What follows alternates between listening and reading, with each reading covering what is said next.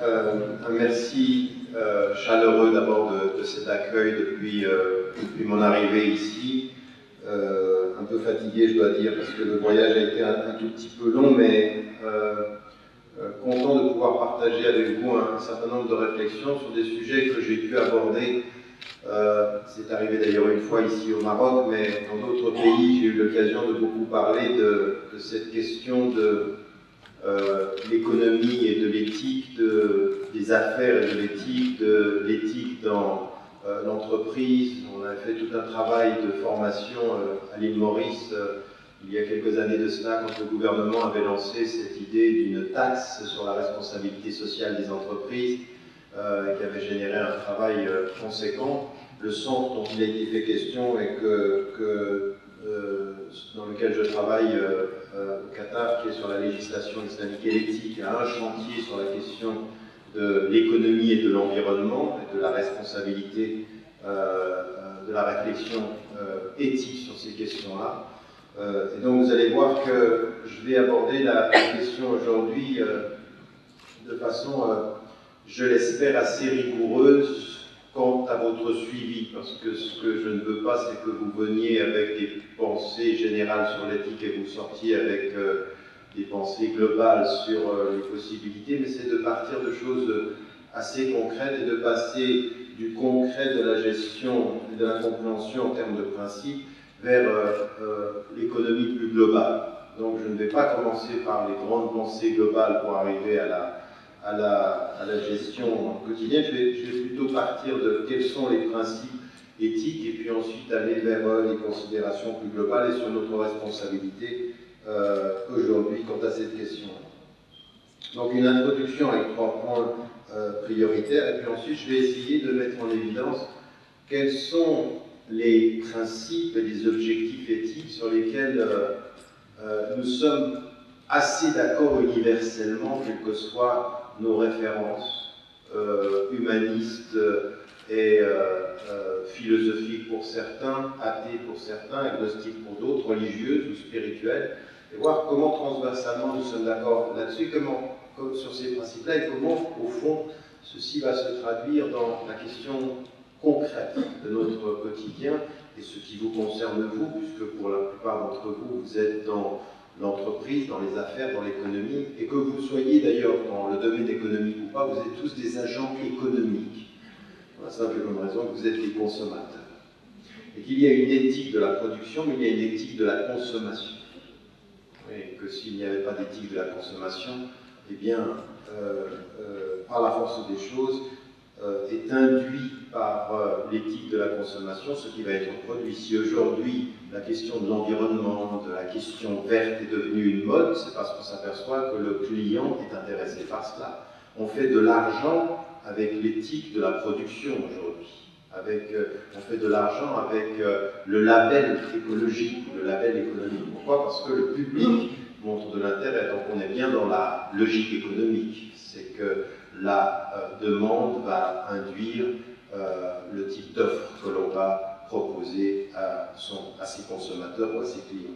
Donc c'est aussi important de penser l'autre versant, donc que vous soyez dans le domaine qui produit ou qui travaille dans les affaires ou dans l'économie ou dans le domaine qui consomme, par la force des choses, nous sommes tous appelés à la réflexion éthique, dans ce que l'on produit comme dans ce que l'on consomme, puisque les deux sont liés.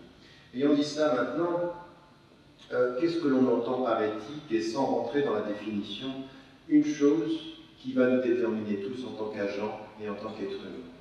Parce qu'il faut commencer par parfois rappeler des principes simples, mais dans la complexité, dans la rapidité de nos vies, nous devenons des agents et parfois nous oublions que nous sommes des êtres avant d'être des agents. L'agent ne peut être agent que s'il est être.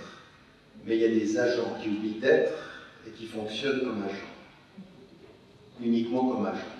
C'est-à-dire qu'ils sont un rouage d'un système qui les dépasse. Et que beaucoup d'entre vous aujourd'hui, malheureusement, par la force du système dans lequel vous vivez, dans lequel nous vivons, nous devenons des agents et que la conscience se perd. Or, l'éthique, elle fait stopper la machine. Elle demande à la machine de questionner son fonctionnement et sa direction. Sur la base de 2 choses. universellement. Vous trouverez ceci dans les philosophies occidentales comme dans toutes les religions monothéistes, comme dans toutes les spiritualités. L'éthique, c'est un appel à deux considérations humaines. La conscience de l'homme et son sens de l'obligation. Cela veut dire que l'éthique appelle d'abord à la conscience, et que nous avons une conscience dans notre agir, et que nous donnons à cet agir du sens, que l'agir a du sens. Et ça, il faut bien le comprendre, parce que, à force d'oublier de revenir à ce principe-là, c'est-à-dire, pourquoi faites-vous ce que vous faites, et au nom de quoi le faites-vous? C'est une très bonne question à un chef d'entreprise. Le but, c'est le profit, ou le but, c'est la dignité et le profit, ou le but, c'est la dignité. Si c'est que la dignité, faites pas dans les affaires. Si c'est que le profit, vous êtes dangereux. Mais si c'est la dignité et le profit, vous êtes un être humain respectable. Parce que le but, ce n'est pas d'oublier le profit, puisque le profit, c'est le moteur de la vie. Même en matière spirituelle, nous vivons dans le profit. Vous avez même des savants musulmans qui disaient le degré premier de la foi, c'est l'imam et c'est la foi du commerçant. Il donne parce qu'il sait qu'il va le recevoir, parce que le Coran nous le dit.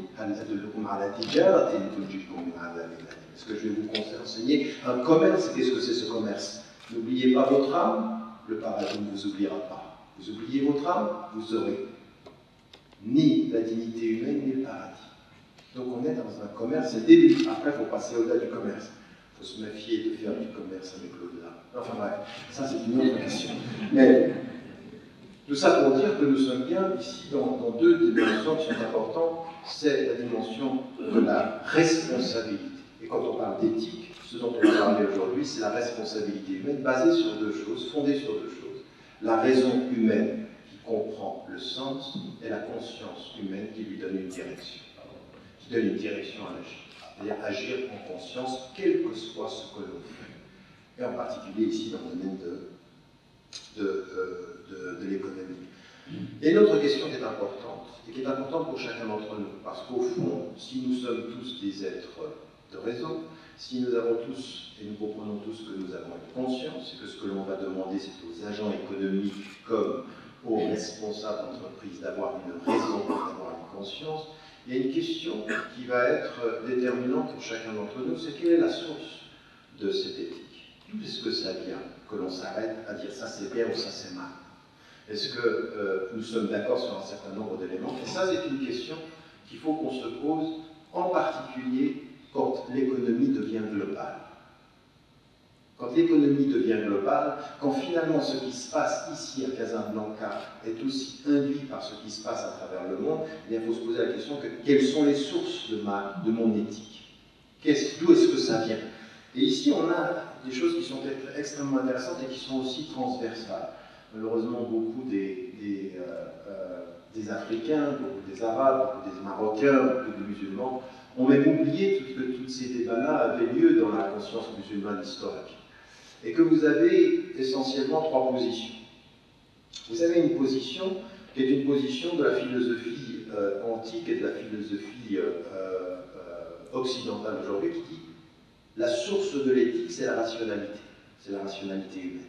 Nous allons nous mettre collectivement d'accord sur quelque chose avec laquelle, ou sur des principes avec lesquels nous sommes, par la force des choses, en accord, parce que notre raison collective y parvient ensemble.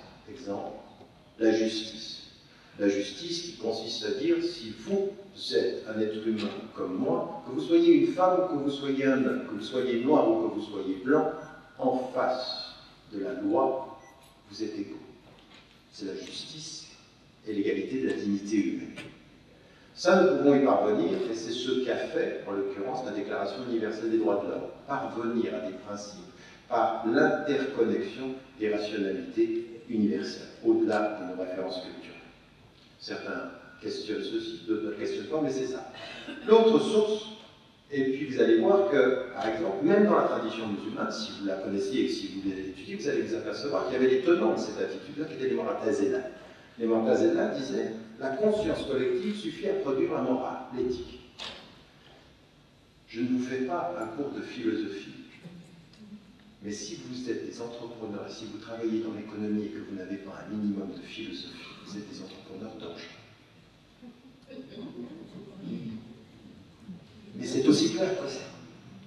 n'importe quelle personne qui s'engage dans l'action humaine, qui gère des êtres humains ou de l'argent, et qui n'a pas le questionnement philosophique de l'éthique au départ, peut être dangereux. Parce que c'est quelqu'un qui peut confondre les moyens qu'il a pour parvenir avec les finalités de ce à quoi il doit parvenir. Et quand vos moyens deviennent vos fins, vous êtes dangereux. L'argent n'a pas pour but de faire de l'argent. L'argent a pour but de bien vivre et de faire bien vivre. Mais quand vous oubliez que l'argent était au départ pour essayer de nous faire vivre et que finalement vous ne vivez que pour l'argent, eh bien vous êtes dangereux. Et pas simplement dangereux pour la société, vous êtes dangereux pour vous-même. Si vous voyez ce que je veux dire. Il y en a qui se disent, c'est pas faux ça. Oui, vous comprenez bien ce que je veux dire. Donc à partir du moment où le moyen est devenu la finalité, nous sommes dans une situation extrêmement périlleuse humainement. Et donc, dans la tradition musulmane, les Mu'tazila disaient, ça vient de la rationalité collective. La révélation n'est venue que confirmer ce que ma raison produit.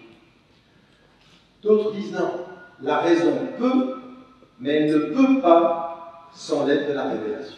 La révélation dit, confirme, mais vient donner ce sur quoi nous allons être d'accord. Pourquoi? Parce que si la rationalité humaine peut être d'accord sur les fondamentaux, elle n'arrivera pas à aller plus loin. On va très vite se disputer sur les éléments secondaires. On peut dire la justice, tout le monde est d'accord. Attention, quelle justice? Oui. Parce que quelqu'un peut vous dire, oui, moi je suis pour la justice, mais je suis pour la justice des complémentarités. Et la justice des complémentarités, elle est problématique. Parce que si vous êtes mon complémentaire, je peux décider que je suis le maître et vous l'esclave. C'est très juste. C'est juste. Je suis le maître, vous êtes l'esclave. C'est complémentaire. La justice des complémentarités peut dire la justice comme principe, nous sommes d'accord, sa traduction ne le sommes plus. Et certains vont dire nous avons besoin d'une révélation. Et ça a été l'attitude dans la tradition musulmane des Ash'arites. On dit la révélation est fondamentale. Par opposition, Mu'tazila. Ça, c'est dans la tradition musulmane. Mais vous allez trouver ceci dans les discussions chrétiennes avec la pensée sécularisée ou la pensée laïque, en disant c'est la religion, c'était l'Église qui déterminait ce qui était juste. Elle est le référent. Et puis vous avez des gens qui sont entre les deux. Ils disent on a besoin de la raison et on a besoin de la révélation. Tout est une question de marier les deux. La révélation confirme la raison et la raison a besoin de la révélation pour ne pas se perdre dans la dispute rationnelle. Et ça, c'était l'attitude des Maturidiyya, qui disaient il faut les deux.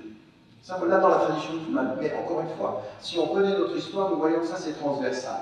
C'est transversal dans la tradition bouddhiste, dans la tradition hindoue, dans la tradition confucéenne, comme dans la tradition chrétienne et juive. On a ceci transversalement. Et les traditions philosophiques. Je vous dis ceci pourquoi? Parce que quand on va rentrer dans le domaine de l'économie, il faut se poser la question des sources. Et que quand vous vivez au Maroc, vous ne pouvez pas simplement venir avec la rationalité comme référence. Vous devez tenir compte d'une source qui est culturelle et religieuse qui vous entoure. Une culture d'entreprise est toujours le miroir de la culture sociale dans laquelle elle naît. Voilà, on crée des schizophrènes. Et là, vous êtes encore dangereux. Alors, si vous êtes pour le profit et schizophrène, alors je vous dis pas. Là, on est dans la...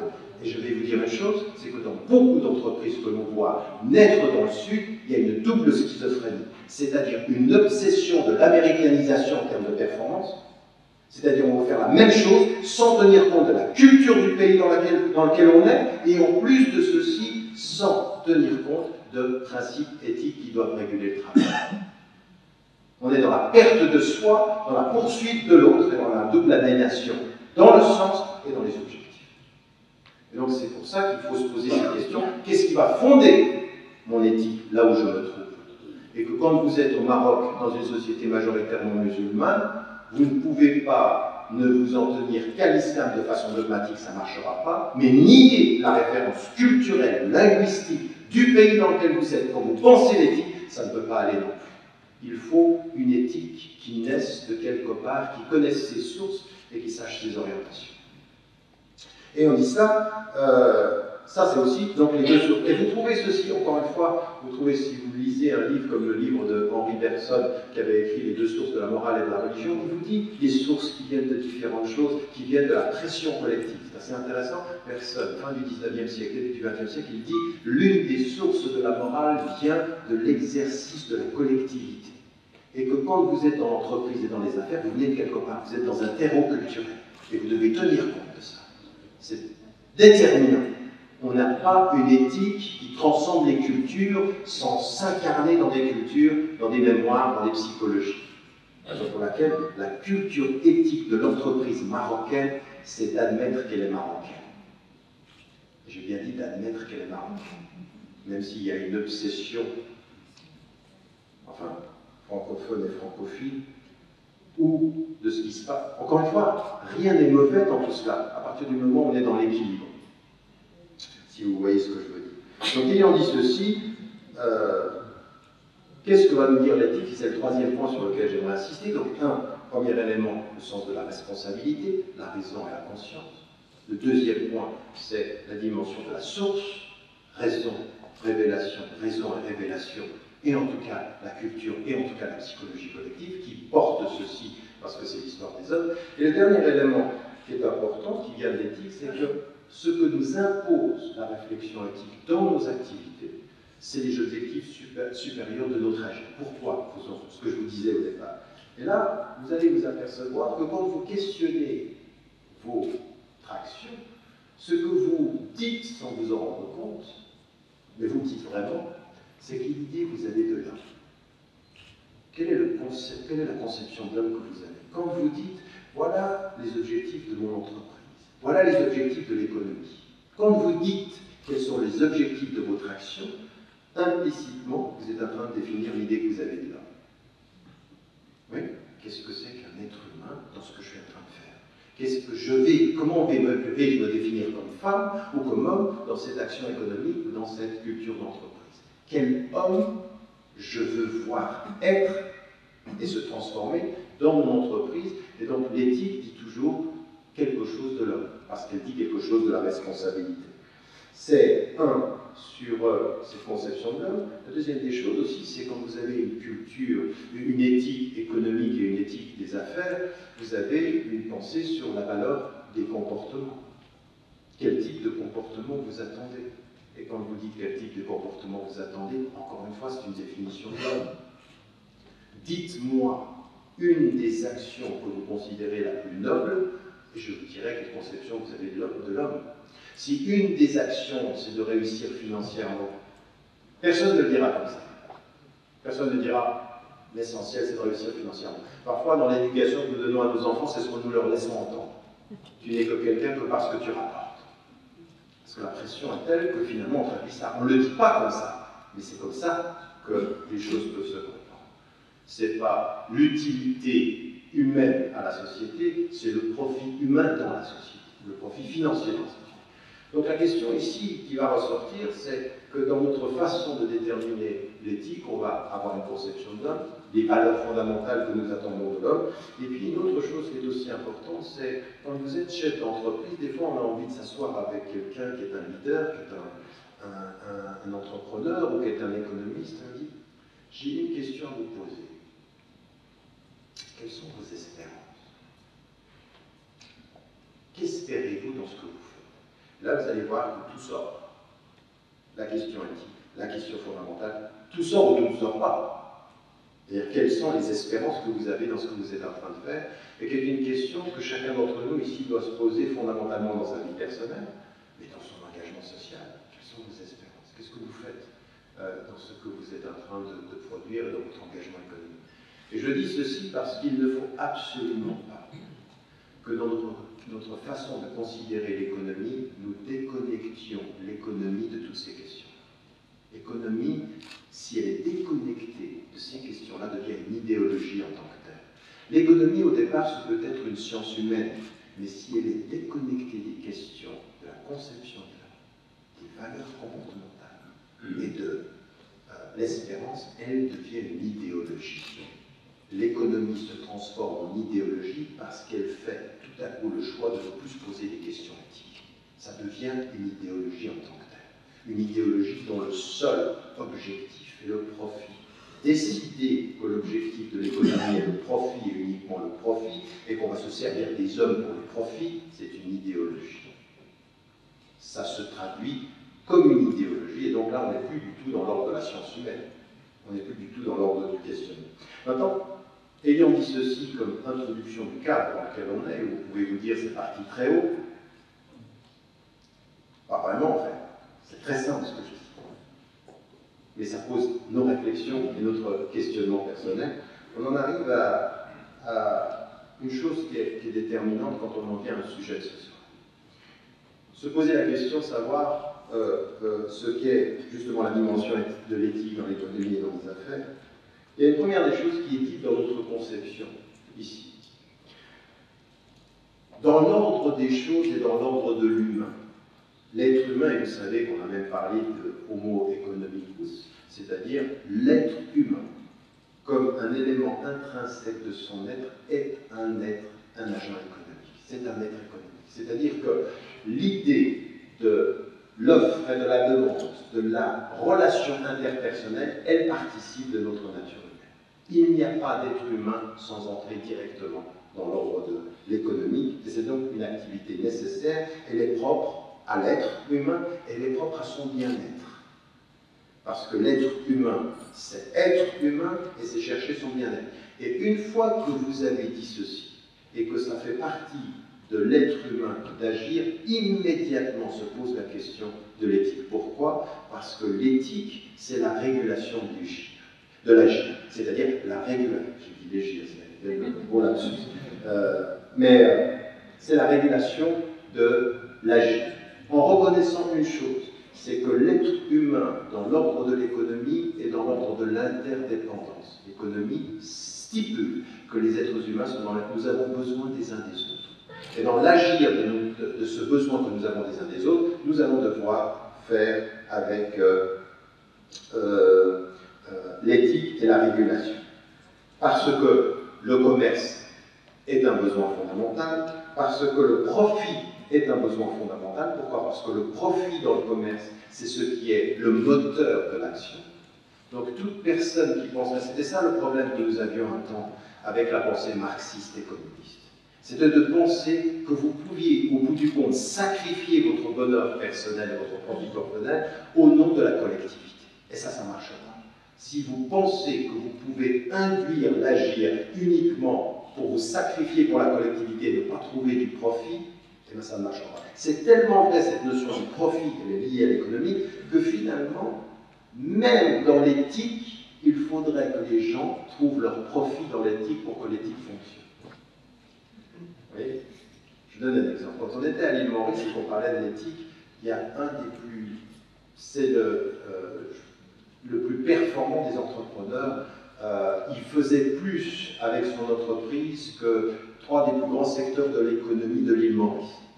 Donc une grosse pointure.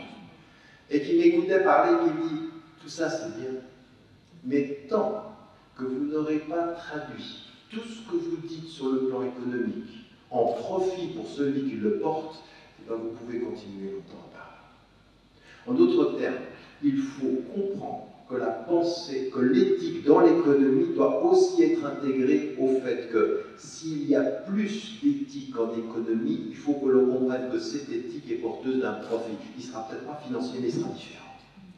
Il faut qu'on y gagne quelque chose. Et même Marcuse, vous vous souvenez des 3 M, Marx, Mao, Marcuse. Marcuse était le penseur de la gauche des années 60.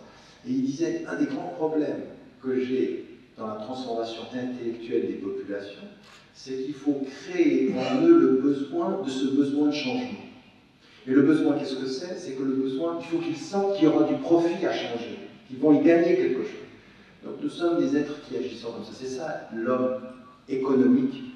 C'est l'homme qui est mu par son intérêt. Nous sommes comme ça. Même dans la relation avec Dieu, nous sommes comme ça. Au fond, au bout du compte, c'est notre intérêt, c'est-à-dire on espère être élu. Il y a que, alors Al-Badawi qui dit si l'enfer et le paradis et l'enfer, et si je fais que pour le paradis, mets-moi en enfer, et si je fais que pour l'enfer, pour éviter l'enfer, mets-y-moi. Non, c'est pourquoi elle voulait le stade supérieur de la relation à Dieu. Être mu que par l'amour. C'est pas donné à pratiquement tout le monde dans cette salle si c'était les ans. Nous ne sommes pas dans cette relation. Nous sommes mus par nos profits. Nous sommes mus par nos profits. Et donc il faut intégrer ceci comme une des composantes de la culture de l'éthique. Parce que l'idée que plus d'éthique, ça voudrait dire moins penser à son profit, non, il faut y penser différemment. Voilà. C'est une différence qualitative. L'éthique en économie, c'est changer la qualité de notre rapport au profit. Ça ne veut pas trouver son profit ailleurs. Et ça, souvenez-vous et entendez-le. Vous avez entendu ce qu'ils ont fait au bout de temps. Vous connaissez le produit intérieur brut. Ben, eux, ils ne calculent plus le produit intérieur brut, ils calculent le bonheur. Ils ont fait un indice du bonheur. Et puis vous avez un autre indice qui est l'indice du développement humain, qui a lieu avec le bien-être. Pourquoi? Parce que ce qu'il veut dire, c'est qu'il y a du profit dans le bonheur. C'est pas dans ta poche, mais c'est dans ton cœur. Vous voyez, cette dimension est très importante. C'est comme ça qu'il faut commencer à comprendre les choses. Et dans toutes les traditions philosophiques anciennes, ou les traditions religieuses, c'est toujours ça dont on parle. Attention. Faites attention, à force de penser votre profit dans l'extériorité de votre être, vous devenez des instruments, vous devenez des machines. Il faut penser votre profit dans l'intériorité et l'extériorité. Pas l'un contre l'autre, mais l'un avec l'autre. À l'extérieur de votre être, vous devenez des machines. À l'intérieur de votre être, vous devenez inopérants, inefficaces. Il faut l'équilibre des deux. Donc ceci, c'est une chose qui est importante parce qu'il faut commencer par stipuler ceci. Nous sommes des êtres économiques, nous allons devoir nous impliquer et la question éthique vient immédiatement parce que l'éthique vient avec l'agir. Et donc, comment développer, quels sont ces principes sur lesquels il faut que nous fassions très attention? Alors là, on en vient à des principes généraux très pratiques. Très pratiques. Et quand on va les stipuler maintenant, vous allez voir que ça doit directement rentrer dans votre culture d'entreprise. Directement, ça doit être des principes qui sont liés à l'agir en matière d'agent économique, comme agent économique individuel ou collectif, ou comme chef d'entreprise. Et là, vous devez mesurer ça, c'est-à-dire mesurer dans votre entreprise, dans votre action économique, quelle est la nature de votre relation à ce principe-là. Et là, vous allez voir qu'il y a un certain nombre de principes qui sont transversaux. Et le premier principe, il est important, et vous voyez qu'aujourd'hui, ce qui est en train de se passer dans tous les processus qui sont liés à ce qu'on appelle le printemps arabe, ou les processus de transformation et de démocratisation. Je ne les appelle pas comme ça, mais on est dans l'obligation et on doit reconnaître que des dictatures tombent au moins, qu'il y a des ouvertures. Ça, c'est l'acquis, c'est la prise de conscience qu'on va vers plus de liberté. Il y a une question qui s'est posée à tous ceux qui faisaient référence à soit à la référence culturelle, soit à la référence religieuse. Et ils ont été obligés de dire une chose que dans la conscience éthique, il faut commencer. Quand je dis responsabilisation et conscience, raison et conscience et responsabilisation, qu'est-ce que je dis implicitement? Que le premier principe de la culture en économie, comme dans la culture de l'entreprise, doit être le fondement de la liberté humaine. On commence par la liberté. Et on commence par la liberté, ça veut dire de comprendre que les agents économiques doivent avoir la liberté d'agir et la liberté de choisir. Et que cette liberté, c'est l'un des premiers principes de l'éthique. Parce que si on n'est pas dans la liberté, si on ne laisse pas les gens être dans la liberté, donc vous avez bien compris ce que je suis en train de dire. Liberté, essence du profit. Il faut être libre et pouvoir travailler pour son profit. Mais il faut cette liberté-là. Toute culture politique et économique, toute politique économique qui minerait le sens de la liberté humaine serait en contradiction avec ce qu'on veut produire comme éthique de la responsabilité. L'éthique de la responsabilité suppose la liberté de l'agent. Et ça veut dire quoi aussi? Pas simplement de celui qui mène l'entreprise. La question de tout chef d'entreprise, c'est de se poser la question: quelle marge de liberté je donne à mes employés? Parce qu'avec la liberté, c'est leur autonomie. Et leur autonomie, c'est quelle marge je leur donne pour pouvoir en être autonome et libre, être créatif là où ils sont. Alors, il y en a certains qui sont de très bons chefs d'entreprise, mais qui étouffent leurs employés. Il n'y a pas de place pour leur autonomie. Or, une éthique des affaires suppose la liberté des agents, c'est-à-dire laisser des espaces de créativité. Donner la place à celui ou à celle pour qui travaille avec nous de pouvoir s'épanouir dans sa liberté, pas dans la nôtre. De ne pas être uniquement des exécutants de notre projet, mais des agents de leurs espérances. Ça, c'est fondamental. Parce que c'est comme ça, c'est par cela que commence la dignité humaine. Si on va parler de dignité, elle commence d'abord par la question de la liberté. Qu'est-ce que vous dites de la liberté de l'agent économique et de l'agent des affaires? Quelle est leur marge?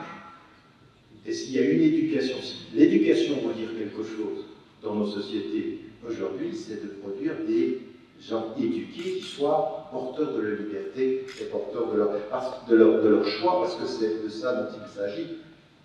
Et ça veut dire aussi que quand on parle de liberté, dans l'éthique de l'entreprise et de l'économie, il va y avoir une question de l'autorité. Donner de la liberté, c'est déléguer de l'autorité. Donner de la liberté ou reconnaître de la liberté, c'est déléguer de l'autorité. Et qu'une culture d'entreprise aujourd'hui, on s'aperçoit partout, c'est dans toutes les études concrètes de ce qui se passe dans les entreprises aux États-Unis ou même aujourd'hui en Chine et au Japon, ce qu'on voit, c'est la transmission de l'autorité, c'est-à-dire la délégation de l'autorité sur le fondement de la liberté de l'agent économique.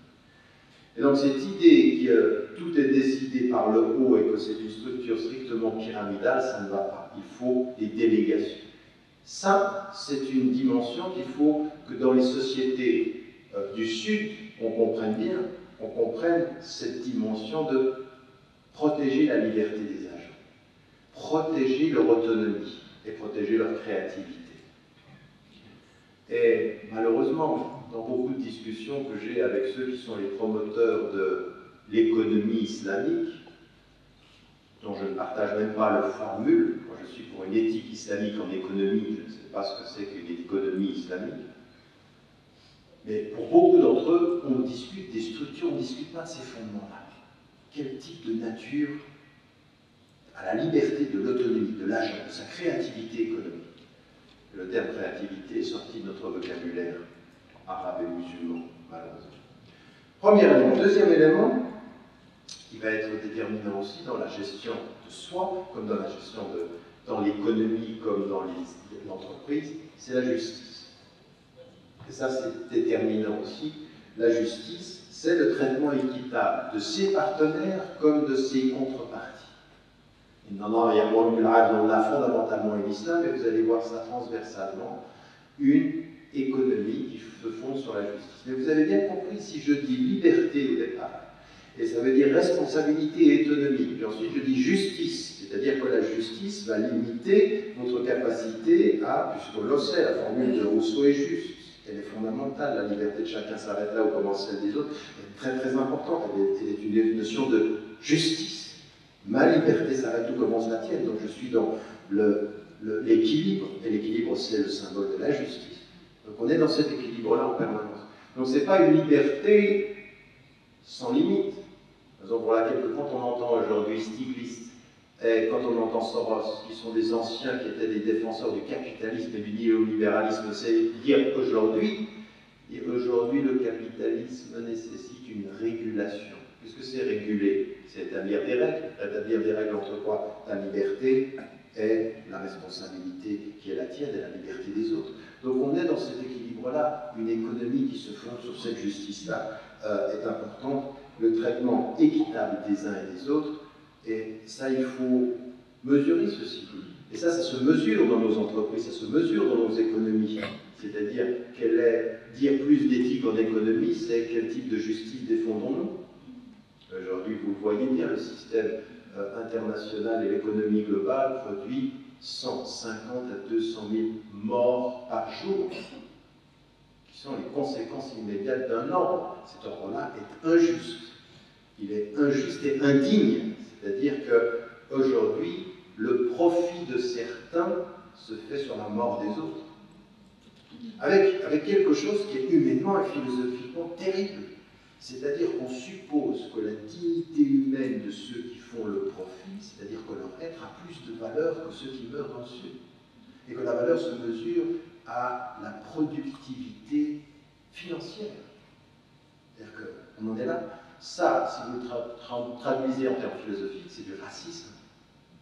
C'est du racisme. C'est le racisme ordinaire.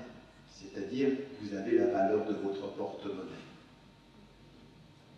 Et c'est ce qu'on voit tout le temps. Ça, c'est très dangereux. Mais ça, c'est normalisé. C'est un danger normal. Donc, deuxième des éléments. Troisième des éléments, ce qu'on a dit, la dignité des individus. Et donc, vous voyez bien la connexion entre justice et dignité. Et ça, aussi, la dignité, on l'a aussi dans notre tradition musulmane. Vous voyez, c'est pas uniquement les musulmans, c'est la dignité de l'être, mais on l'a dans toutes les traditions. La dignité, c'est important. Et la dignité, c'est quelle est la reconnaissance de votre statut d'être qui ne peut pas être traité n'importe comment. Et dans une culture, dans une économie, cette dimension, dans la culture globale, c'est de reconnaître l'égale dignité de chacun. Ça, c'est la justice. Et l'égale dignité de chacun, vous ne reconnaissez ma dignité que quand vous avez reconnu que j'étais un agent libre. Je ne suis pas le sujet de vos choix, je suis le sujet de ma propre conscience et de ma propre liberté. Ça, c'est important sur le plan global et sur l'économie globale, mais c'est important dans tout ce que vous faites dans vos entreprises. Est-ce que vous pouvez, en regardant vos employés, en regardant vos collègues, en regardant là où vous êtes, dans votre espace de travail, est-ce que la liberté est protégée? Est-ce que la justice est appliquée? Est-ce que la dignité est reconnue?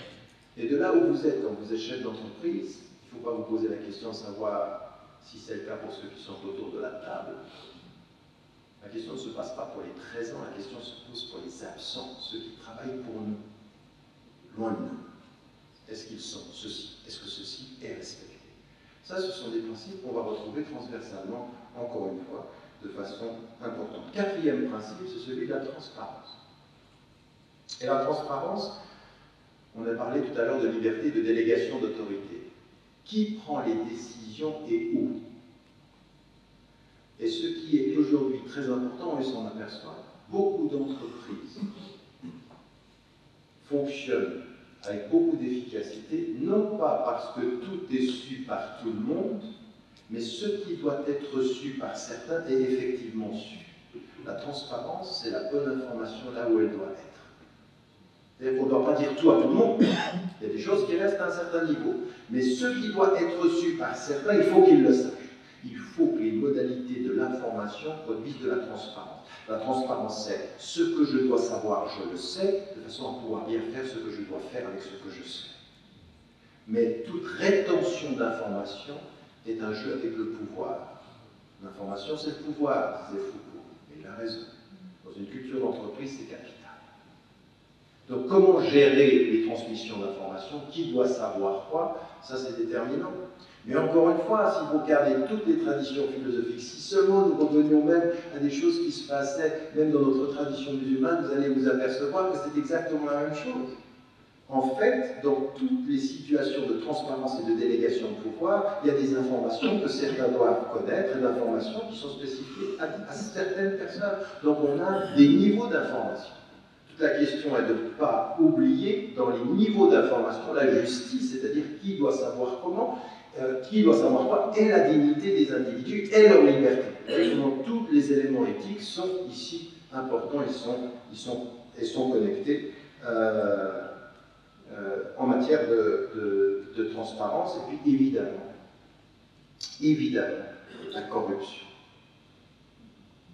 Le mal le plus universellement partagé, et beaucoup dans le Sud. Il y a beaucoup de choses que l'on peut dire. Après, on peut s'asseoir ici au Maroc et dire que de toute façon tout va mal dans le Sud parce que tout se décide dans le Nord. Mais quand même, une chose qu'on ne peut pas ne pas dire, c'est qu'en matière de l'économie nationale ou des affaires nationales, un des plus grands maux, ce qui tue beaucoup de l'économie marocaine, c'est la corruption. Et même dans les affaires. Et il y a la corruption sur laquelle on ferme les yeux, Il y a la corruption à laquelle on participe de basse intensité. Parce que s'asseoir et puis regarder en haut du sommet de l'État en disant c'est tous des corrompus, c'est facile. Ensuite, on regarde à son niveau quel est le taux de corruption accepté dans nos affaires. Vous savez ce que c'est que la corruption acceptée? C'est ça qui vous dit, mais tout le monde fait ça. Et si on ne fait pas ça, on ne va pas s'en sortir. Oui. C'est cette idée que finalement, on ne réussit qu'en acceptant la corruption normalisée. Et une autre question, est-ce qu'il est vraiment impossible de s'en sortir sans corruption? Est-ce qu'il ne faut pas un peu de courage pour trouver, être créatif et s'en sortir? Et bien aujourd'hui, il y a des entreprises, partout dans le monde, partout, dans le nord comme dans le sud, qui minimisent et qui réussissent peu à peu à se sortir de ce cycle. Et qui refusent. Après, il faut du courage. Après, il faut accepter de gagner moins pour être mieux. Pour être mieux, se sentir mieux. La question est un rapport d'équilibre entre ces deux dimensions. Mais à un moment donné, c'est un choix. C'est un choix qu'il faut faire. Mais me dire aujourd'hui à moi, j'ai pas le choix, c'est un choix. C'est un choix de se dire qu'on n'a pas le choix. Il est rentré avec tout le monde. Après, il y a des stratégies pour pouvoir, et des étapes pour pouvoir s'en sortir. Mais la question de la corruption en matière d'éthique économique et des réalités des affaires, aujourd'hui, elle est capitale. Et c'est le mot que je peux plus. Je veux dire, quand je discute avec des économistes de la Banque mondiale, on me dit, mais c'est très difficile de discuter avec les pays africains et tout ceci, parce que, je veux dire, 50%, on est dans l'économie grise. Parce qu'ils veulent me laisser entendre, eux, qu'à la Banque mondiale, ils sont dans l'économie blanche. Enfin, c'est un peu tout gris, quoi. Bref. Donc ça, on est dans un élément de la transparence, dans l'information, comme dans les éléments de la corruption, dans les rapports de pouvoir. Deux choses que je dois ajouter avant de passer à la deuxième partie et d'aller vers ma conclusion, c'est que il y a une chose qu'il faut intégrer à l'éthique. Si nous sommes d'accord que dans les questions de notre engagement économique, de notre engagement aux affaires, la question du profit est là. Il faut intégrer à l'évaluation éthique le sens de la performance. Il ne faut pas penser l'éthique loin de la performance. Parce qu'alors là, on se trompe, ce que je disais tout à l'heure. Il faut intégrer l'éthique et dire ma performance aussi fait partie. C'est-à-dire, j'évalue ma performance à partir de principes éthiques. Et dans mes principes éthiques, il y a la notion de la performance. C'est-à-dire, comment nous réussissons, quel profit nous faisons. C'est-à-dire, ne pas distinguer les deux. C'est-à-dire que le pire dans la pensée éthique, c'est de dire, bon, ben, il y a le profit que l'on fait et l'éthique que l'on a. Non. Il y a l'éthique que l'on a qui fait partie du profit, et le profit, ça fait partie de l'éthique. Il faut évaluer son profit en termes aussi éthiques. Il faut l'intégrer comme un élément qui fait partie de la culture de l'entreprise. C'est-à-dire qu'est-ce qu'on a gagné, comment on a évalué, comment on a appliqué ces éléments-là en matière des principes que j'ai précités. Et fait partie aussi de l'évaluation éthique, et bien entendu, le fait de parvenir à ces objectifs, et ça aussi, ça fait partie de la responsabilisation et de la conscience.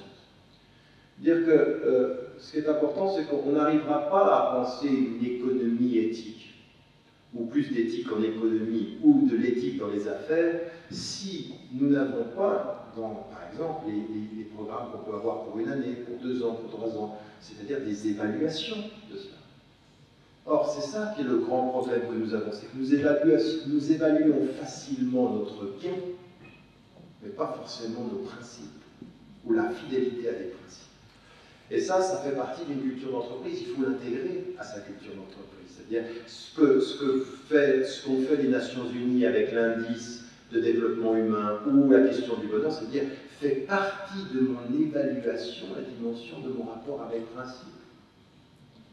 Or, aujourd'hui, je suis désolé, pour beaucoup d'entre vous, vous pouvez avoir une morale personnelle, vous pouvez avoir une morale dans la vie quotidienne, vous pouvez avoir...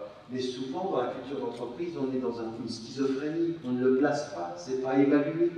C'est-à-dire qu'on accepte dans nos cultures d'entreprise des choses qui ne sont pas éthiques, et on le sait, mais c'est l'entreprise, c'est mon travail. Et en tant qu'agent économique, on suppose qu'on n'a pas de responsabilité. Or, aujourd'hui, le Maroc n'ira pas mieux si les agents économiques et les agents, les entrepreneurs n'intègrent pas l'éthique dans leur mode de rapport à la production, à la responsabilité interpersonnelle, à la responsabilité sociale. Ça, ce sont des choses qui sont déterminantes. La question est de savoir, dans vos entreprises, dans votre travail, où est l'évaluation éthique? Où évaluez-vous, dans votre travail, votre fidélité à vos principes? Vraie question. Où le faites-vous? Vous le faites au sommet? Vous le faites en situation intermédiaire? Vous le faites avec vos employés? Vous le faites avec les gens avec lesquels vous travaillez? Où est ouvert ce débat, cette réflexion sur la fidélité à nos principes? Et non pas simplement l'évaluation de nos performances. Parce que évaluer uniquement des performances, c'est forcément trahir des principes. Forcément. Vous êtes forcément en contradiction avec la pensée éthique. Et ça, c'est déterminant. Et bien, dans tout ce que je viens de dire, une chose déterminante, c'est que fait partie de la pensée éthique en matière économique, ce qu'on a dit implicitement depuis le début de cette intervention, c'est le bien-être. Le bien-être. Alors on s'en est rendu compte, les cultures les plus performantes, les cultures d'entreprise les plus performantes aux États-Unis se rendent compte. Il faut le bien-être. Alors maintenant, par exemple, quand vous avez entendu ce que fait Google, par exemple, quand vous rentrez dans l'empire Google, vous avez tout à disposition. À la limite, vous êtes tellement bien dedans que vous n'avez plus envie de sortir. C'est ça le but. Le but, c'est que vous allez prendre des produits, c'est tout gratuit. Vous avez tout à disposition. C'est tout ce que vous pouvez imaginer dont vous auriez besoin, on vous le donne. Donc vous êtes bien. Et très productif. Mieux tu es, mieux tu produis. Alors, à partir d'un certain moment, on peut prendre cet exemple-là et prendre Google et maroccaniser Google. Allez-y, welcome. Vous pouvez faire ça. Ou alors, vous pouvez vous dire, non, moi j'ai une autre éthique. Mon éthique, c'est pas simplement de la performance. C'est faux, en fait. Éthiquement, c'est faux. Qu'un employé dans une grande entreprise, il vienne et puisse avoir tout gratuit. Pourquoi on lui donne tout gratuit? Pourquoi il ne paye rien? Pourquoi il faut qu'il soit bien dans sa gratuité pour produire moins et que moi je vais faire de l'argent sur son travail? En fait, on lui dit, c'est tout gratuit, tu penses que tu es bien, mais tu vas produire pour notre grand bien à nous. T'es une vache. Allez, travaille, sois bien étonné. Et nous, c'est éthique ça? Non. Est-ce qu'il faut faire la même chose? Non. Mais comment fait-on au Maroc pour traduire le bien-être ici, pour respecter la dignité, la justice, l'autonomie, c'est-à-dire tous les principes dont on a parlé, et donner ce bien-être qui va permettre d'être plus productif? Il y a une chose qui est déterminante, qui est importante, c'est que vous ne le réussirez que si vous tenez compte de la culture nationale. Une culture qui est d'entreprise, mais qui tient compte du lieu où elle est, et qui ensuite va chercher deux choses. Soit uniquement la performance, alors vous googlisez, soit une véritable bien-être culturel, éthique, qui évalue le rapport au principe. Vous comprenez ce que je suis en train de dire? Et ça, c'est très profond. Ça veut dire qu'il faut accepter là où on vient, c'est-à-dire qu'il faut évaluer ce que les gens peuvent espérer. C'est-à-dire qu'il faut véritablement, il faut être créatif. Il ne faut pas simplement penser à la performance, mais le bien-être là où on est, dans la diversité. Et ça, ce sont des choses qui sont importantes et qui doivent être là. Et ça veut dire tenir compte de la mémoire, tenir compte de la langue, tenir compte de la temporalité. La temporalité. C'est-à-dire que, par exemple, je veux dire, et puis le milieu socio-religieux aussi. Moi, quand je viens, certains me disent, oui, il ne faut pas appeler Tariq Ramadan, chaque fois qu'il parle, ça parle d'islam. Et alors, quel est ton problème? Quel est ton problème si je parle de ça? À partir du moment où je n'en parle pas comme une prison où l'on s'enferme, mais comme une source à laquelle on se ressource. On essaie de voir qu'est-ce qu'on peut utiliser qui puisse nous permettre. Vous êtes dans une société majoritairement musulmane, si vous avez une culture d'entreprise qui se confronte aux valeurs de votre pays, vous n'aurez jamais des employés qui se sentiront bien. Ou alors seulement certains, pas tous. Mais le but, c'est de donner à tous la possibilité d'être leur bien-être. Aujourd'hui, on vient me dire que dans les entreprises marocaines, tu ne portes pas le foulard. Parce que ça ne fait pas bien, le client il n'est pas content. Ben, il faut peut-être changer un peu le client et sa perception. Parce qu'on est au Maroc. Le but au Maroc, c'est de jamais imposer, ni qu'on mette le foulard, ni qu'on impose de l'enlever. T'es libre, puisque c'était ce qu'on a dit au départ. Une éthique au Maroc, t'es libre. Mais si t'es libre, t'es libre. C'est pas je pense au client, t'enlèves ta liberté. Le client, il n'aime pas ça. Attendez, comment on va faire que nos employés soient bien si on est dans une culture de la sélection, on choisit pour eux ce que leur conscience doit leur dire? Non, c'est pas comme ça.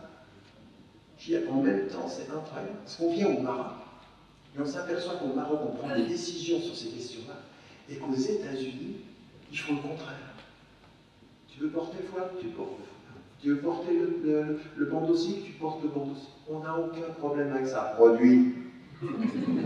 Produit. Ici, c'est le contraire. Non, ça ne va pas. C'est pas bon pour l'image de la boîte. Mais tu produis quand même. Ça ne peut pas aller. Vous comprenez ce que je suis en train de dire? Il faut être en phase avec même dans les temporalités, vous avez vu comment ils sont. Je veux dire, il y avait des gens qui sont dans leur temporalité. Après 5 heures de l'après-midi, mais on n'appelle plus pour le travail, c'est fini. Le travail s'arrête là. Le week-end, samedi, dimanche, c'est sacré, tu ne touches pas. Il y a des gens qui respectent ça. On vient, nous, on a une temporalité, on a ce vendredi qui est important.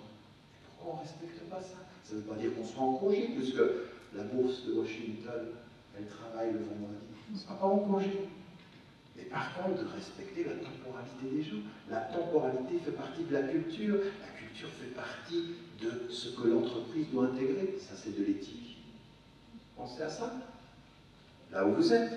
Parce qu'on est enraciné ici. On fera mieux au Maroc en respectant la temporalité, les cultures, les mémoires marocaines qu'en imitant les États-Unis. Ou alors on s'américanise complètement, puis on finit par faire, bientôt vous allez avoir des fast-food marocains. Il y a déjà ça. Oui. Moi je sais. Bonne chance. Mais vous comprenez ce que je veux dire? Ça, ce sont des choses qui sont importantes, et c'est pour ça qu'aujourd'hui, même la pensée musulmane sur ces questions-là, elle est loin derrière.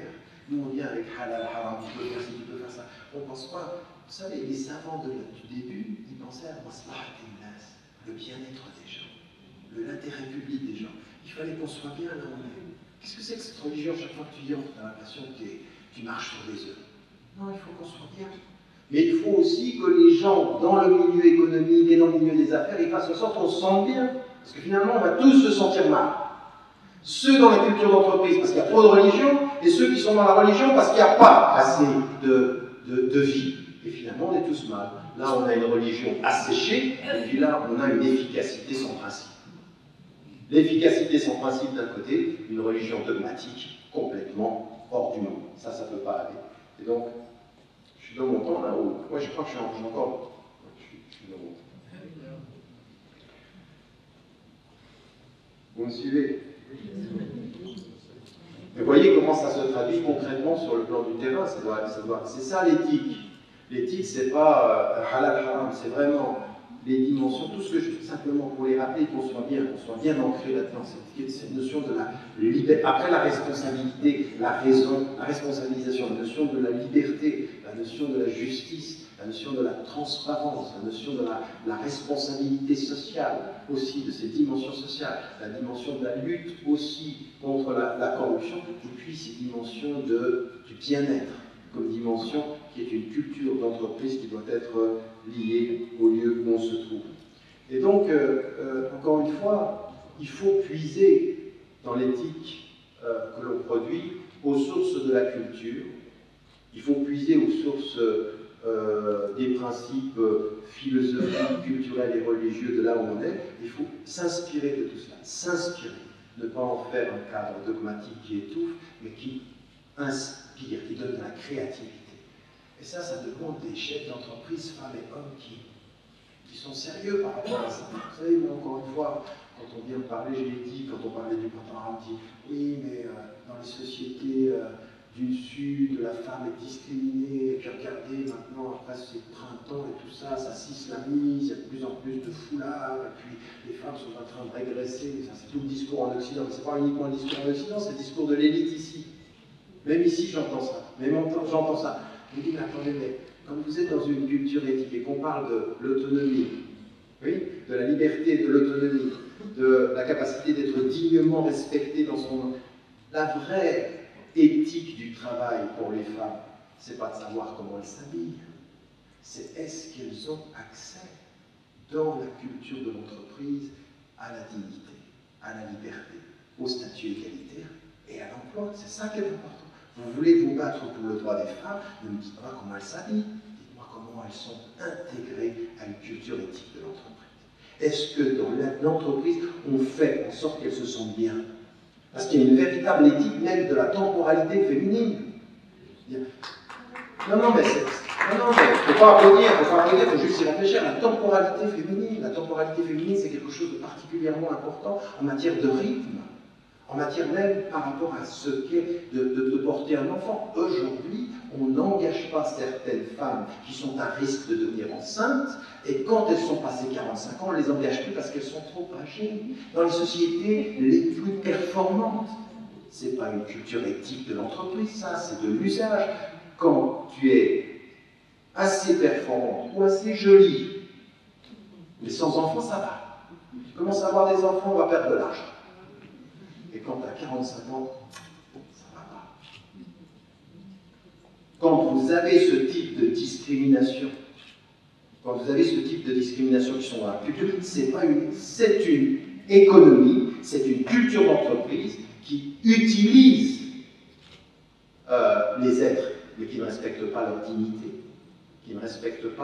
dignité. Encore une fois, là, il faut, et c'est pas pour nous de regarder ce qui se passe en Occident et de s'en moquer, parce que ça se passe ici de la même façon. C'est la même chose, on s'est bien fait coloniser sur le plan de ce type de rapport-là, et on a bien intégré ces choses-là. Donc c'est pas l'Occident qui est responsable, c'est notre conscience collective à nous tous, aujourd'hui, qui doit se poser la question de cette éthique-là. Et je termine donc en l'occurrence simplement en rappelant plus généralement, ce que je vous avais dit, on parle des choses concrètes qu'on peut faire, et plus généralement, aujourd'hui, ce qui devrait nous mouvoir vers l'avant et regarder plus généralement sur les grandes questions de notre époque. Alors aujourd'hui, la question à partir des crises.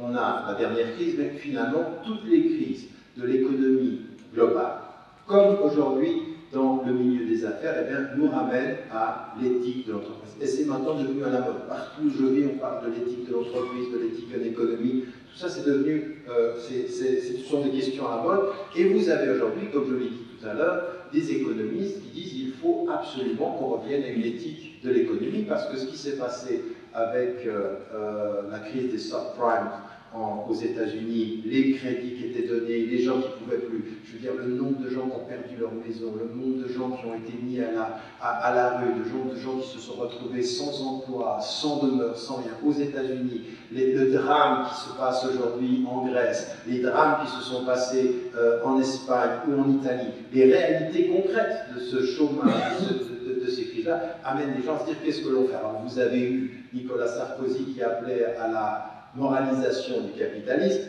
à quoi ont répondu certains en disant moraliser le capitalisme, c'est une contradiction dans les termes, ce que je crois être une réalité, de dire moraliser. Ce n'est pas des aménagements structurels qu'il nous faut, c'est une vraie pensée fondamentale. Alors aujourd'hui, vous avez certains dans le monde musulman qui disent on a l'économie islamique et qui viennent avec deux éléments qui disent c'est ce qu'il faut faire. Alors, encore une fois, moi je ne pense pas qu'il y ait une économie islamique, mais il y a des questions qui sont posées à partir de deux principes, et qu'il faudra qu'on pose à un moment donné, et que certains aujourd'hui posent de façon fondamentale, c'est si nous sommes sérieux sur le fait que l'économie doit servir l'homme, et non pas l'homme doit servir l'économie, il y a une vraie question sur la spéculation et sur cette pensée qui est la pensée de l'intérêt. C'est qu'une économie qui ne fonctionne pas sans l'intérêt et sans la spéculation est une économie qui ne fonctionne pas. Aujourd'hui, on ne peut pas On n'a pas de modèle alternatif sans intérêt, sans spéculation. Ce qu'on a dans certaines banques, ces transactions qu'on a, les transactions halal, ce sont des choses complètement marginales à l'intérieur du système. Tout ce qu'on a, ça n'est pas viable, on n'a pas de système alternatif. Par contre, il faut poser la question, aujourd'hui, comment on fait, à partir de principes éthiques, pour questionner l'ordre du monde tel qu'il est, de l'économie, avec une spéculation à outrance, avec des flux financiers de milliards par minute que plus personne ne contrôle et qui font aujourd'hui que nous sommes des instruments d'une espèce d'économie virtuelle que nous ne maîtrisons pas. À un moment donné, ça échappe à tout le monde. Et quand vous cherchez les responsabilités, plus personne n'est responsable. Seulement en période de crise, tout à coup, tout le monde s'arrête, les banques sont en déficit. Qu'est-ce que l'on fait? Les citoyens payent les États qui payent les banques. Et à la fin de l'année, on apprend que les banques ont fait des milliards de bénéfices. Et on se dit, mais attendez, ça fait 2 ans, vous nous dites, tout va tomber, et 2 ans plus tard, vous avez fait des milliards, et des gens ont perdu leur travail, des gens ont perdu leur demeure, des gens ont tout perdu, et vous faites de l'argent. Et en plus de cela, celui qui est responsable de la banque, ou celui qui est responsable de l'entreprise, qui a tout fait échouer, à qui on a donné des milliards pour renflouer, lui, il sort de la banque avec des milliards comme parachute fiscal. Mais attendez, où est la justice? Où est la dignité? Et donc nous, de ce point de vue-là, de là où nous sommes, au moins nous devons être des citoyens responsables en disant que ce système-là, c'est un système auquel il va falloir trouver des alternatives. Ça commencera au niveau local, mais en tout cas, il faut qu'on ait une conscience globale que ce système-là est problématique. Alors, on a effectivement dans les philosophies, dans les différentes approches économiques, même dans la tradition musulmane, des principes qu'il faut mettre en avant pour résister. On n'a pas de modèle alternatif, mais on a des principes de résistance. Et le principe de résistance, c'est il faut effectivement réguler la spéculation. Il faut mettre l'économie au service de l'homme en refusant cette spéculation à outrance et cet intérêt sans âme qui fait de l'argent faisant de l'argent en niant la dignité humaine. Il faut donc résister à cela. Et de là où vous êtes, quand vous êtes dans le monde de la finance et de l'entreprise, au moins à votre niveau, il faut trouver des alternatives à l'usage des gens sans dignité ou à la production d'argent sans éthique. Au moins, à son niveau, il faut le faire. C'est la responsabilité que l'on a face à sa conscience. Donc là, on a ces éléments-là. Et en plus de ça, vous avez quelque chose à laquelle on va revenir dans beaucoup de pays. On en revient. Je l'ai vu en Afrique, en Amérique du Sud. Je l'ai vu récemment en Malaisie. C'est toute cette idée aussi que dans nos profits, il y a des droits pour les pauvres. Moi, j'ai des fois envie d'arrêter les musulmans. Dit, vous pouvez vous arrêter une seconde. Vous pouvez vous arrêter une seconde et vous dire simplement une chose.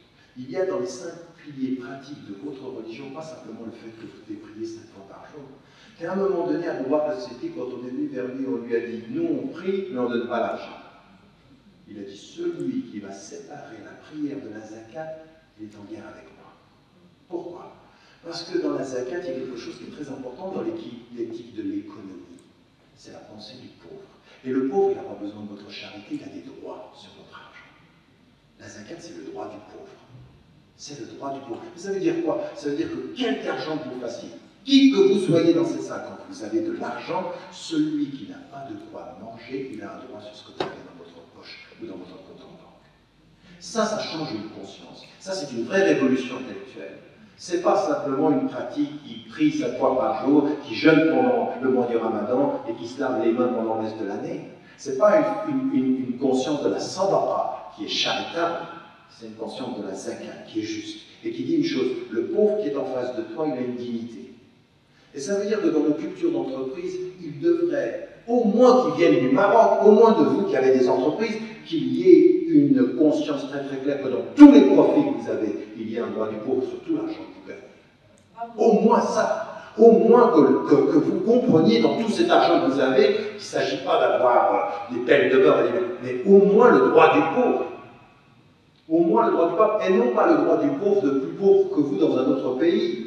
Il faut quand même vous souvenir d'une chose, c'est que la zakat, elle dit une chose de très très importante, c'est la conscience locale. Min arniyaim li fuqaraihim, de leurs riches à leurs pauvres ici.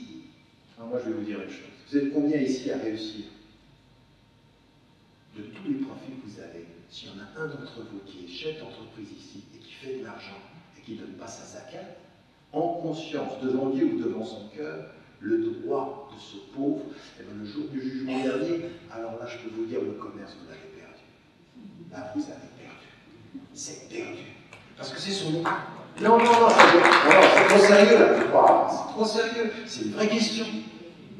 Mais vous vous rendez compte, si du Sud venait cette conscience-là, plutôt que de l'attendre des États-Unis, si du Sud venait cette... Vous savez, en plus, ce qui est absolument fou, c'est qu'il y a plus d'argent aujourd'hui qui remonte dans le Nord pour la dette que d'argent du Nord qui vient au Sud. C'est-à-dire qu'on croupit, on a d'argent en trop, on ne sait pas quoi faire, on gaspille dans le Nord, et c'est ensuite le Sud qui paye. Il y a plus d'argent qui passe du Sud au Nord pour payer la dette. Au moins, si on avait comme créativité quelque chose qui vienne de nos entreprises, c'est qu'on fasse attention à ça. On a une éthique. Les pauvres ont souvent éduqué les riches. Les pauvres ont souvent éduqué les riches. Comme les pauvres ont souvent suivi les philosophes et les messagers. Ceux qui sont dans une société, au moins connaissent ça. Donc ça, c'est pas rien. C'est-à-dire, dans votre culture d'entreprise en matière éthique, le pauvre, il a quel droit? Qu'est-ce que vous respectez de son droit et de sa dignité? Ça, c'est une question qui est déterminante. Au-delà de toutes ces questions, encore une fois, d'aménagement structurel sur ce qu'on appelle les principes de l'éthique islamique et dont je ne parlerai pas. Pour terminer, ça veut dire aussi que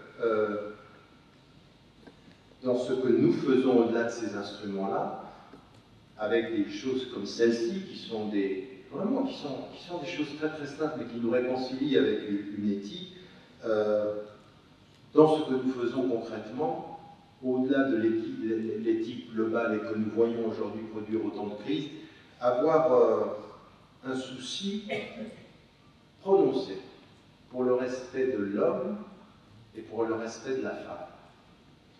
Et là aussi, s'il y a quelque chose qui peut venir des pays du Sud, ça c'est particulièrement important. Et comme je dis ceci, il faut vraiment, c'est une décision politique, si j'ose dire, décision de politique d'entreprise. C'est quel respect je donne à ceux qui travaillent avec moi et ceux qui travaillent pour moi, des femmes et des hommes. Et ça, le respect, c'est dans les 4 dimensions dont j'ai parlé. Liberté, autonomie, justice et transparence. Quel respect il y a de ceci. Et là, en même temps, encore une fois, je n'ai pas le temps, parce que là, je parle de façon transversale, mais à des moments donnés, j'ai envie de dire à des Marocains, j'ai envie de dire à tous les gens qui sont dans le Sud, mais si vous saviez combien votre culture originellement, combien votre religion originellement, elle vous pousse à ça. C'est le génie du Sud, ça.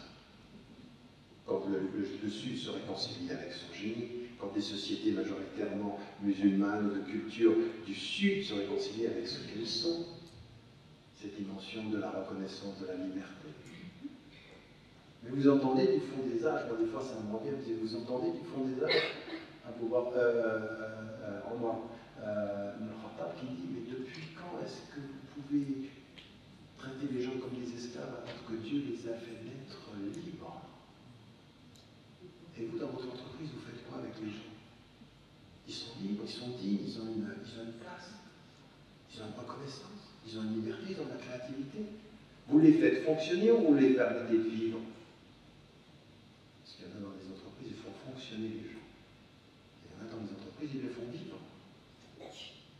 Libres, dignes, créatifs, participants, participants et organisateurs de l'ensemble de ces éléments. Ça, ce sont des choses sur lesquelles il faut qu'on s'arrête et qu'on réfléchisse, parce qu'une éthique en économie, c'est ça. C'est pas tout le blabla, dis-moi ce qui est halal, dis-moi ce qui est haram.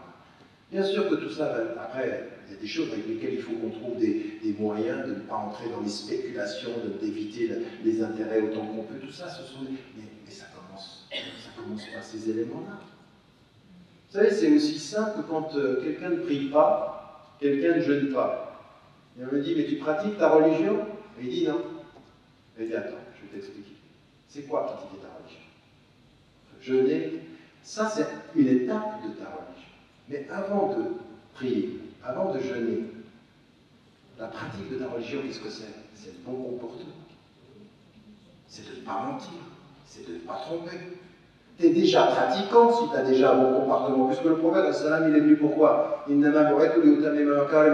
suis venu pour parachever les bons comportements. Donc le bon comportement amène à la pratique, et la pratique confirme le bon comportement. Mais ce n'est pas parce que tu n'es pas pratiquant dans les piliers que tu n'es pas pratiquant dans le cœur. Donc tu commences. L'éthique, c'est ça. On commence aussi avec ces principes-là.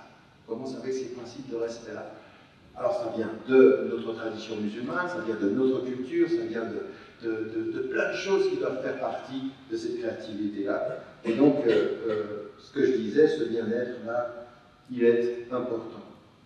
La responsabilité sociale des entreprises, aussi, ça c'est une dimension qui est importante aussi. Alors c'est ce que je disais, comment on fait pour participer au bien-être social. Comment on fait pour être une culture d'entreprise qui ne s'occupe pas uniquement de ce qui se passe à l'intérieur, mais de ce qui se passe dans son environnement. Quelle connexion vous avez avec votre société? Votre société, c'est l'espace où vous réussissez, ou votre société, c'est l'espace où vous interagissez? Vous mesurez votre société dans ce qu'elle vous permet de réussir, ou vous interagissez? Est-ce que vous êtes, je ne sais pas moi, une entreprise qui ne fait pas dans la solidarité? Mais je me pose des questions. Si vous avez une entreprise et que vous n'avez pas 1, 2, 3 programmes de solidarité à côté, il y a un problème. Vous servez à quoi? À faire de l'argent pour vous? Mais de la solidarité, les personnes handicapées. Vous intégrez les personnes handicapées? Vous intégrez les personnes qui peuvent avoir des problèmes sociaux, des pauvres? C'est-à-dire un programme de solidarité, une culture d'entreprise, elle est fondée sur la solidarité pour faire quelque chose. Le bien-être, l'organisation de sorties pour ses employés. Le bien-être, une culture de groupe.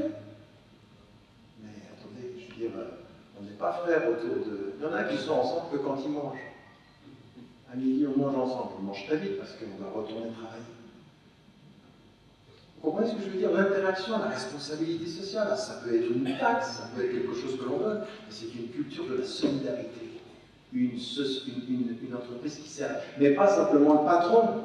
C'est ça qui est le plus important. Ce n'est pas la solidarité du patron qui a de l'argent, c'est la solidarité de l'entreprise qui a une vision, qui a une mission sociale.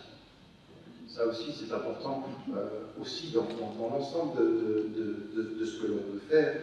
On a parlé du respect de l'environnement. Aujourd'hui, c'est devenu capital. Vous savez que l'éthique, les priorités de l'éthique peuvent changer, mais le respect de l'environnement est important. Alors, on dit souvent, quand on est dans le sud, l'environnement, ce n'est pas notre priorité, c'est vrai.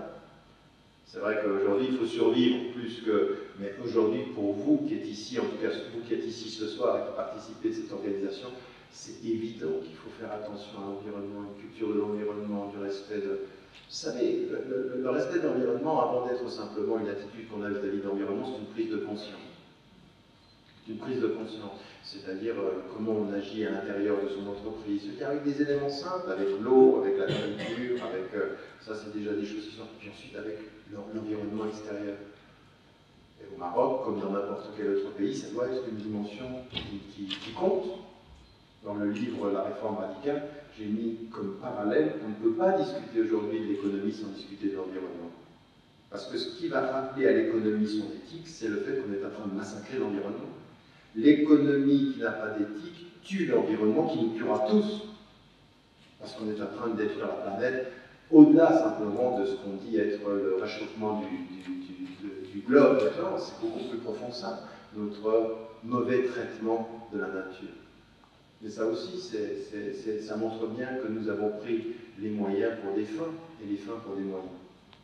Et puis, à un moment donné, dans nos réflexions sur l'économie globale aujourd'hui, on n'a pas de modèle alternatif, mais il va falloir beaucoup mieux utiliser notre rapport au monde multipolaire qui est en train de se faire. Je le dis dans le livre sur le réveil arabe, l'une des dimensions capitales qui va aujourd'hui développer des nouveaux horizons, c'est l'ouverture de la Chine, de l'Inde, d'autres horizons qui vont faire contrebalancer le pouvoir de l'Occident. Et ça, il ne faut pas idéaliser la Chine, il ne faut pas idéaliser l'Inde. Mais ce dont il faut tirer profit, c'est le nouvel équilibre des forces internationales. Il faut multiplier les...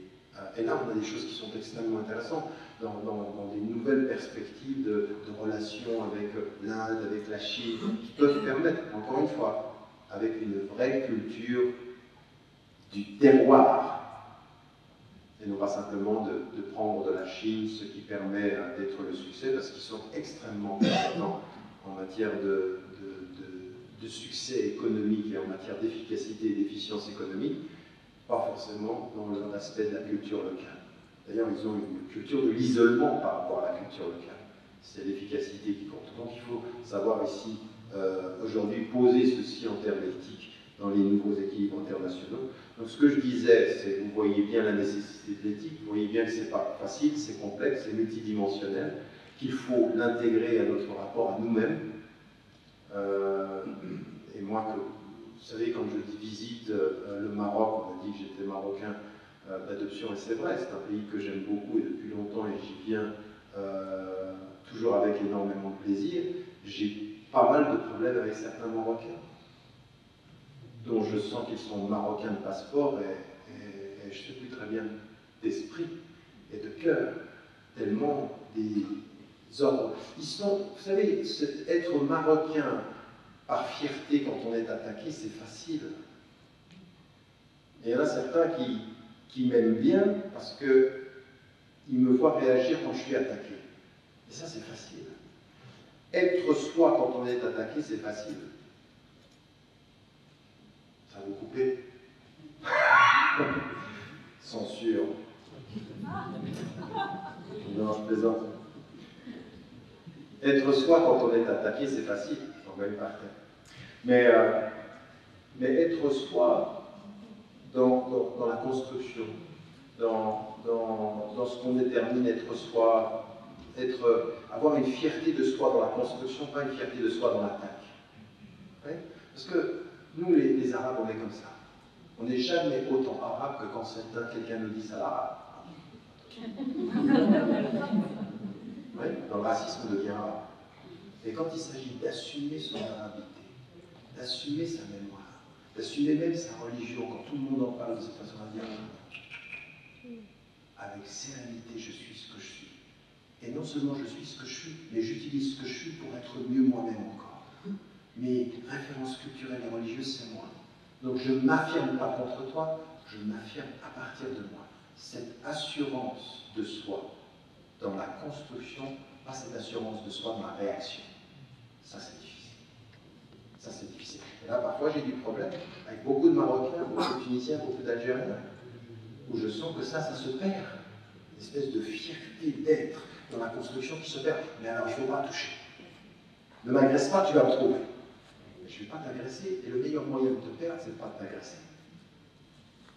Raison pour laquelle je vais vous dire une chose que les Français n'ont pas bien compris. Ils n'ont jamais rendu leurs citoyens français autant musulmans que depuis qu'ils n'arrêtent pas de critiquer l'islam. Mais ils ne se rendent pas. Ils en rajoutent et en rajoutent. On ne va pas parler de moi comme ça. Il y en a qui viennent vers moi et qui me disent « J'ai découvert l'islam par les critiques qu'ils me faisaient. » Donc ce jeu-là est très négatif. Mais en même temps, je vous dis, ils redécouvrent l'islam, mais peut-être pas forcément dans les bons termes. C'est un islam de la réaction. Un islam de l'identité qui ne réagit pas de la sérénité qui construit. Et ça, on a un gros problème dans notre éthique aujourd'hui, quand on parle d'économie, quand on parle d'entreprise.